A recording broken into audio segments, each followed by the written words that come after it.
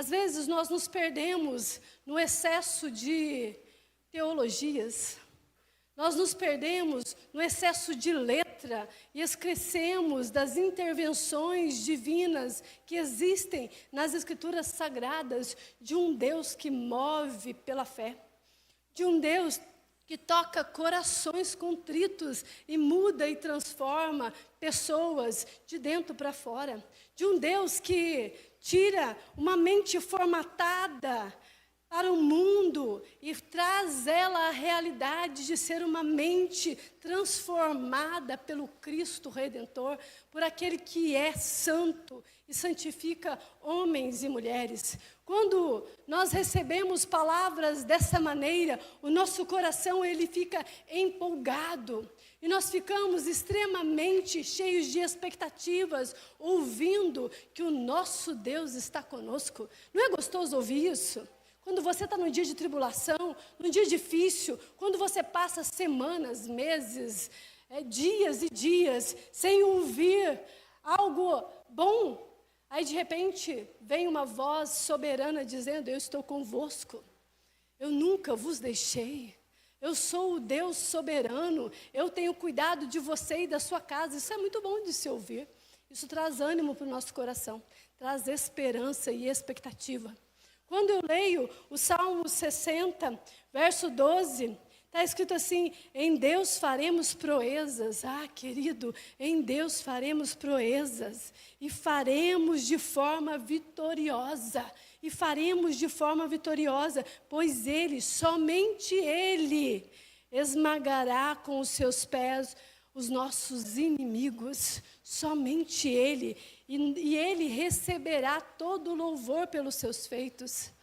Isso é gratidão, isso é poder de Deus sendo manifesto através de pessoas como nós, de pessoas simples, comuns, de pessoas que procuram transformação diária, de pessoas que necessitam de um Deus. Quando eu vejo Davi escrevendo a respeito disso, ele está falando de confiança. A nossa confiança em Deus deve ser firme.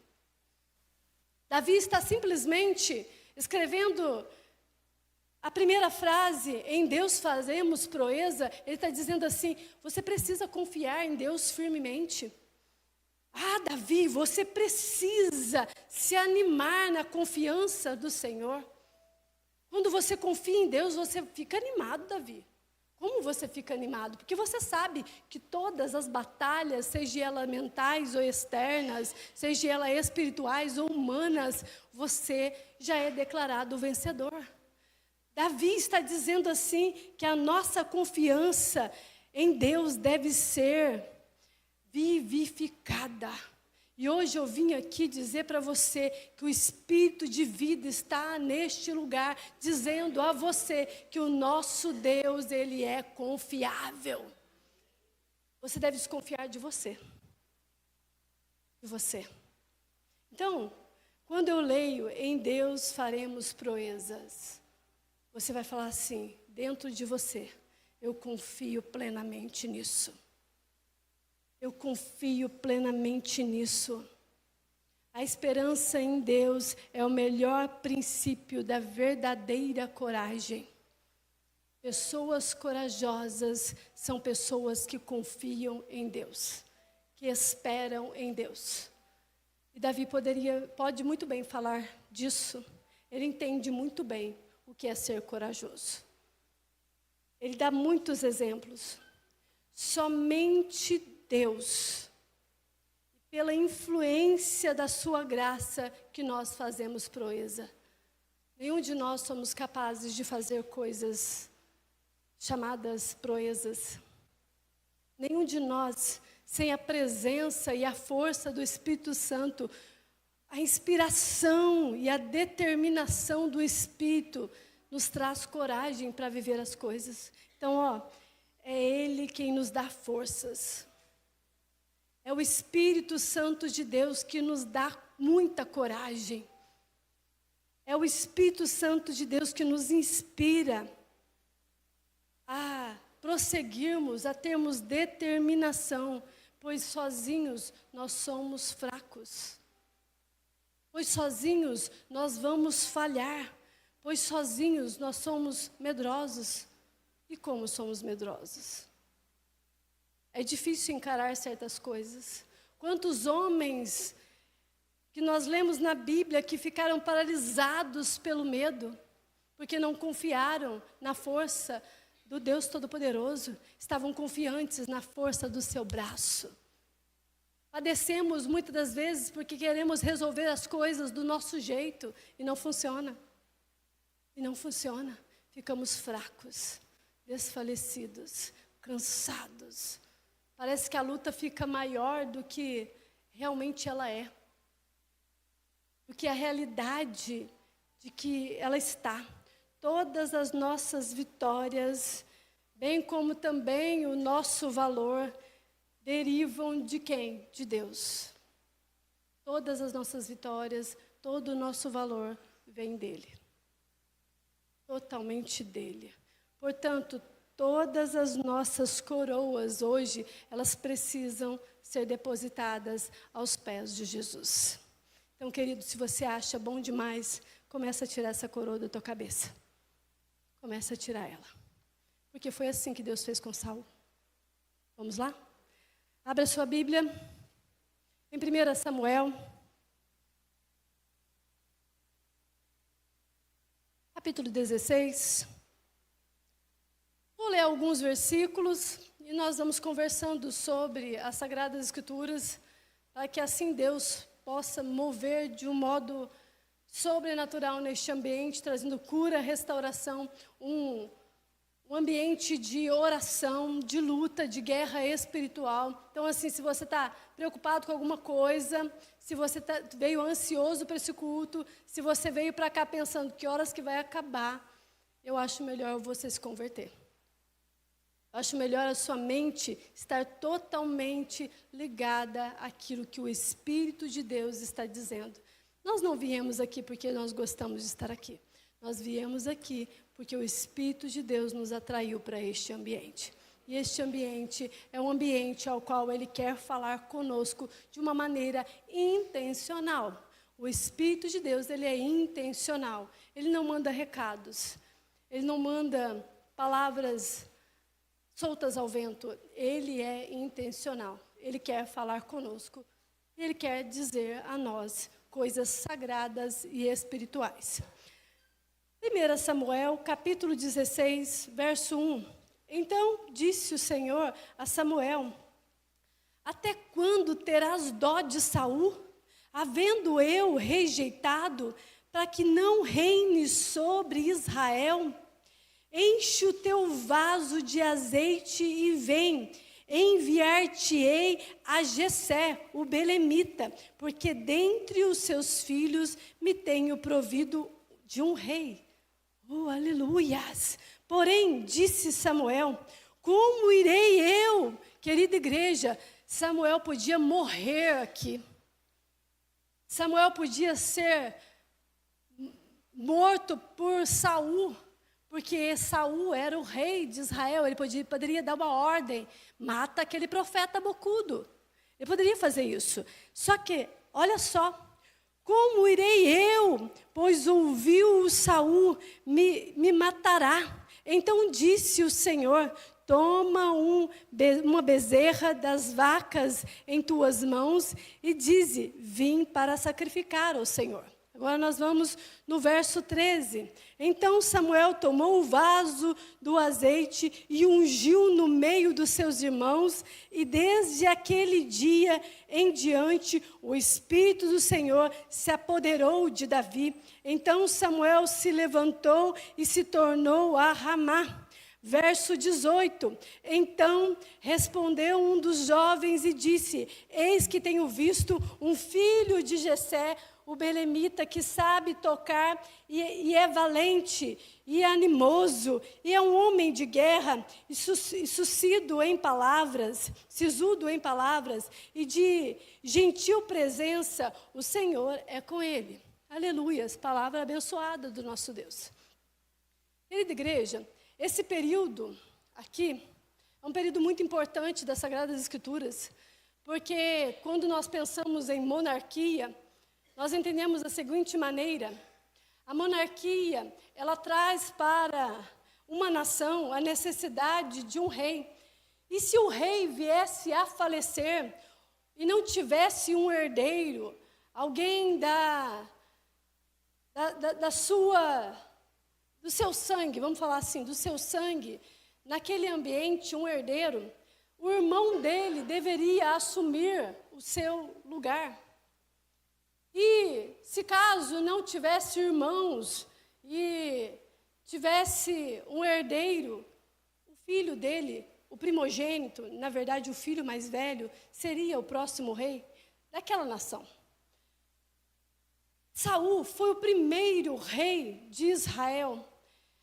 Quando Saul é ungido pelo profeta Samuel, por intermédio da ordem do nosso Deus, ele passa nesse período dos juízes para o período da monarquia, ou seja, um período em que a nação de Israel seria como as demais nações que estavam ao redor de Israel, que tinham os seus reis. Agora Israel tem um rei, esse rei ungido pelo Deus Altíssimo, um rei escolhido, um rei chamado a estar diante da nação de Israel e responder pela nação de Israel dessa maneira. E Deus, ele instrui. Agora, neste momento, já com Saul dentro do reinado, Deus fala novamente com o profeta Samuel, que também é um juiz, e diz a ele: vai ungir um novo rei para Israel, porque Saul está vivendo de uma maneira em que não está me agradando, ou seja, o coração de Saul não está mais inclinado à vontade de Deus.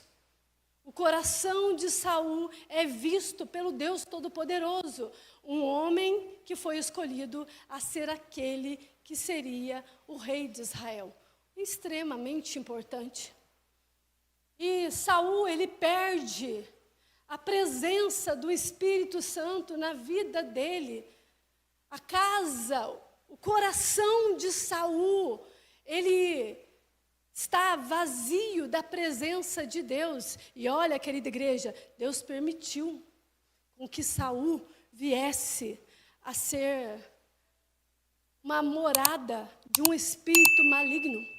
E o espírito mau entra no coração de Saul, porque ele deixou que o espírito viesse a sair, o Espírito de Deus viesse a sair da presença dele. E agora ele é um homem doente emocional. Ele se tornou um homem extremamente depressivo ao ponto de enlouquecer. Saul está extremamente louco, porque ele perdeu a presença de Deus. Ele está cheio de espírito maligno. E olha, Deus toma uma decisão. Deus fala para Samuel: vai lá na casa de Jessé, o belemita. Lá ele tem muitos filhos. E dentre eles, eu falarei com você. Olha só, profeta de Deus, quando Deus mandar você ir, você vai. Você vai. E vai lá e unge o novo rei de Israel, que eu estarei te instruindo. Querida igreja, esse homem de Deus, ele tem em seu coração o medo de ser morto, porque o rei de Israel está longe da presença de Deus. O rei de Israel não teria piedade nenhuma com nenhum dos seus subordinados, porque ele está distante da presença de Deus. Quando nós estamos distante da presença de Deus, nós fazemos coisas loucas. Nós desejamos matar profetas. Nós, longe da presença de Deus, somos dominados por espíritos maus que entram em nossa vida por causa do nosso jeito de abandonar Deus. Cuidado. Cuidado. Como nós temos que tomar cuidado conosco. E aí Deus fala, vai lá e unge. Ele estava arriscando a sua própria vida. É difícil quando um profeta, ele é lançado em ambientes assim. Ele arrisca a sua própria vida. Deus fala assim, então tá. Deus gosta de trabalhar de um jeito secreto, que eu acho tão bonito. Deus do secreto, hoje eu vou falar sobre isso. O Deus do anonimato. O Deus que faz pessoas deixarem coroas. O Deus que faz pessoas deixarem o seu estado de eu sou bom demais para viver a vontade perfeita dEle. Um Deus que é soberano, que não perdeu o controle das coisas e você acha que está no controle e Deus fala, tá, peraí, a minha conversa com o profeta é no secreto. A minha conversa com ele é no secreto. Então você vai fazer o seguinte, profeta Samuel, você vai lá na casa do Jessé. Sabe o que você vai fazer? Você vai oferecer um sacrifício a Deus. Ah, querida igreja, quando Deus manda sacrifícios para a nossa casa, é sinal de que Ele está lá, movendo com o sobrenatural, para trazer uma unção nova no nosso lar, para trazer um período novo na nossa vida, na nossa história, na nossa família, um chamado sendo levantado no meio do anonimato. Um Deus que é soberano, que está vendo do alto dos céus os corações. E o coração de Saul não está com o Senhor. E o Senhor chega para o profeta e fala assim, bom, há um tempo atrás, quando havia a arca da aliança dentro do tabernáculo, as coisas aconteciam dessa maneira, agora não precisa mais, os sacrifícios não precisam mais ser feitos na tenda, nós podemos fazer em qualquer lugar. Então, Samuel, você vai chegar lá e vai falar que vai fazer o sacrifício. Ah, querida igreja, o sacrifício de Jesus é perfeito. O sacrifício de Jesus é perfeito. O sacrifício de Jesus na cruz do Calvário traz a excelência da graça. O sacrifício de Jesus traz a excelência da presença e do poder do Espírito. E aqui, neste momento, em um período de monarquia, em um período em que havia um rei da tribo de Benjamim, agora Deus fala assim, não vai ser mais da tribo de Benjamim, a partir de agora será a tribo de Judá. Vai vir um rei em Israel da tribo de Judá. Mas como isso aconteceria? Como tudo aquilo poderia acontecer? E olha, Davi não estava sabendo de nada. O negócio ali era com o profeta e Deus. Era o profeta e Deus. A conversa é assim, tem um novo rei vindo aí. Ele não sabe, mas eu sei o que eu tenho para ele. É aquela hora assim que Deus fala para o profeta assim, não é sobre você, ó profeta, é sobre o que eu estou fazendo. É sobre o que eu estou fazendo. E é claro que tudo isso foi muito sigiloso. O profeta ouve, o profeta escuta Deus, o profeta age como Deus. Por isso, profetas definem destinos. Historiadores escrevem histórias que já aconteceram. Profetas não. Profetas escrevem destinos proféticos. Profetas declaram coisas que Deus falou. Profetas declaram ambientes transformados porque conversam com Deus. Isso é muito lindo. Isso tudo no secreto. Quando Deus te chamar para o secreto, vai. Porque Ele vai definir para você a próxima etapa. O que será feito do teu amanhã, que você não está entendendo hoje, mas o nosso Deus é o Deus que trabalha com já datas determinadas para dizer, o Kairos está chegando, para dizer que coisas grandes e sobrenaturais estão acontecendo. Ah, Espírito de Deus move neste ambiente. Que os corações endurecidos hoje ouçam a sua voz e nasça nesse coração um brotar da esperança de um Deus que trabalha, de um Deus que trabalha dioturnamente, de um Deus que não tosqueneja, de um Deus que não dorme, de um Deus que não se cansa, de um Deus que é santo. Após a remoção da arca do tabernáculo, eu citei aqui agora há pouco, os sacrifícios passaram a ser ofertados em vários lugares. E Samuel faz o que Deus mandou. Chega na casa de Jessé, uma casa simples, de uma família simples, com muitos rapazes, belíssimos rapazes. Rapazes de guerra, guerreiros. E chega lá e fala, Jessé assusta, né? O profeta chegando na minha casa, meu Deus, aquele medinho que dá na gente, né? O profeta bateu na minha porta, ai meu Deus, dá um negócio quando o profeta bate na porta. E aí, o profeta, com toda a autoridade que ele tem, ele traz temor naquela família, estremece, bambeia as pernas, dá uma friagem, assim, sobe aquele arrepio na nuca, uns sentimentos assim. E o que acontece? Jessé recebe, claro, o profeta, mas com medo. O profeta fala assim, não, eu vim fazer um sacrifício. Ô glória, o profeta veio sacrificar na minha casa. Que privilégio. E de repente, naquele ato ali de estar se movendo em sacrifício, fazendo sacrifício em adoração a Deus, em declaração a Deus, surge a conversa sobre os filhos. E Jessé apresenta, meus guerreiros, hoje é dia de eu apresentar para o profeta os filhão que eu tenho. Só que ele esquece de um menino pequeno, franzino, ruivo. O pai esquece de Davi.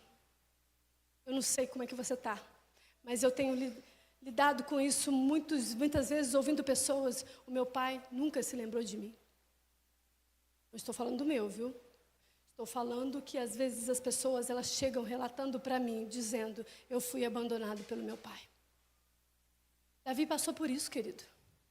Querida igreja, Davi, o rei de Israel, foi rejeitado pelo próprio pai. Um simples pastor de ovelha. Um excelente arpista, não sei se é assim que fala. Acho que nem é assim, né? Um cara que tocava bem um instrumento chamado harpa. Um menino que tocava muito bem a harpa. E ali, no ambiente secreto, ele não era conhecido pelos irmãos, muito menos conhecido pelo pai, porque o pai não se interessou pelos serviços que Davi estava realizando a sua obra lá no pastoreio, porque as ovelhas eram do papai. Ele entendia sobre governar. O menino pastor entendia que se ele cuidasse das coisas do papai, ele seria herdeiro. Ele estava muito entendido sobre isso. Porém, o pai dele nunca entendeu, pai terreno, nunca entendeu que ele era o filho herdeiro. Mas do alto céus, o Pai eterno olha para ele e vê nele um grande governante que ninguém vê. E todo mundo já conhece, eu não preciso ficar repetidamente falando a mesma história, que muitas das vezes eu já ministrei, outros já ministraram. Samuel começou a perguntar, é esse, aquele ali? Não, deve ser isso aqui, Deus. Até os olhos do profeta Samuel cresciam nos meninos, de tão bonito que eles eram e guerreiro que eles eram. Mas Deus falava não. E quando ele estreita o pai Jessé e fala, nossa, sei quem que é. É aquele menino lá do meio do mato. Mas não vai ser ele, não. Quando Davi chega no lugar do sacrifício, querida igreja, quando nós chegamos no lugar do sacrifício, as coisas sobrenaturais acontecem.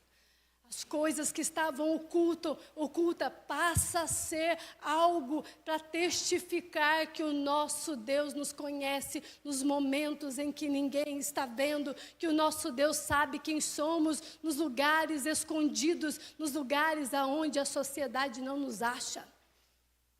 o menino do campo. E ao ouvir a canção de hoje, falando de subir o monte, queridos, Davi sabia onde era o monte do Senhor. A nuvem descia naquele ambiente, eu tenho certeza que ele falava assim: ovelhas sejam curadas em nome de Jesus. Eu creio em um Deus que move no secreto. E eu vejo nessa história um Deus movendo em secreto, em oculto, aonde ninguém vê. Aonde ninguém vê. Aonde ninguém vê.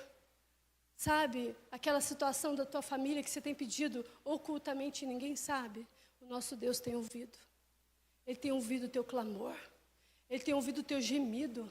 Ele tem ouvido os dias que você lutou com ursos e leões. Ele tem visto o teu esforço que ninguém viu, você acha? Ninguém viu ele matando nenhum leão. Ninguém viu matando ursa nenhuma. Foi relatos da boca do Davi.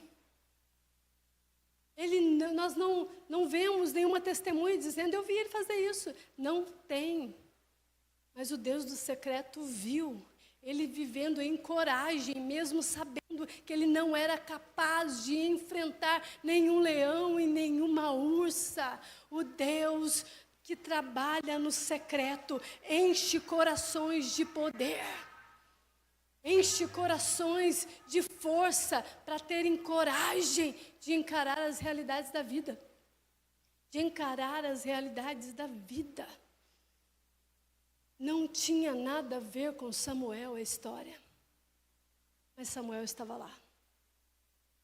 Não tinha nada a ver com Davi a história. Tinha a ver com Deus. Um Deus que trabalha. E aí é aquele momento em que nós podemos dizer: em Deus farei proezas. Em Deus farei proezas. Porque a história de Davi hoje nos ensina que em Deus nós podemos fazer proezas.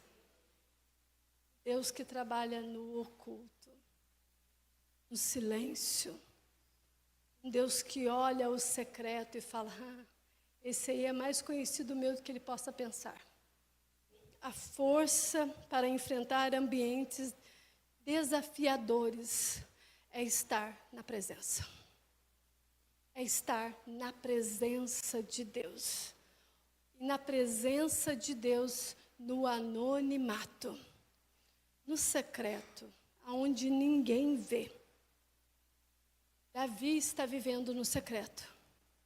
Davi está vivendo no secreto, nas orações, nas lágrimas, nas crises, num ambiente em que ninguém vê, que só Deus vê. Como é importante nós falarmos sobre isso. Como é importante nós sairmos nessa quinta-feira animados em saber que nós podemos ter encontros poderosos com Deus no nosso quarto, na nossa sala, na nossa cozinha, no nosso ambiente de oração. No nosso ambiente em que nós falamos: Deus, eu estou cansada. Em que nós falamos: eu estou sobrecarregada, eu estou no meu limite. Em um ambiente em que você pode expressar o quanto você depende dele e quanto você deseja ser transformada por ele ou transformado por ele. Como é importante. As coisas aqui com Davi, elas estão no secreto, no oculto. E eu vejo Deus trabalhando ali, secretamente também. Deus mostra um Davi silenciado, sem coroa nenhuma.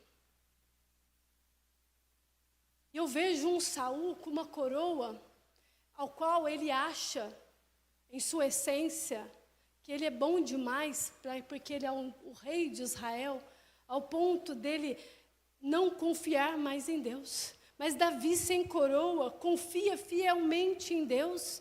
O que eu entendo com isso? Que pessoas do secreto, elas não carregam coroas. Pessoas do secreto, elas despedaçam as suas coroas aos pés de Jesus. Aos pés de Jesus. É assim que nós vivemos no secreto. Quando o profeta chega, Davi não está na casa.